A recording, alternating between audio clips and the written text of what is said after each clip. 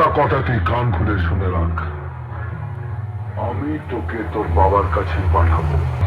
এই শোন শোন, যাবো না, লোক আছে, শোন না, তোর সাথে কথা আছে। আমাকে কেমন দেখাচ্ছে, তোমার কাজে সিনেমা যাবো, সেটা টিকিট কেটেছি।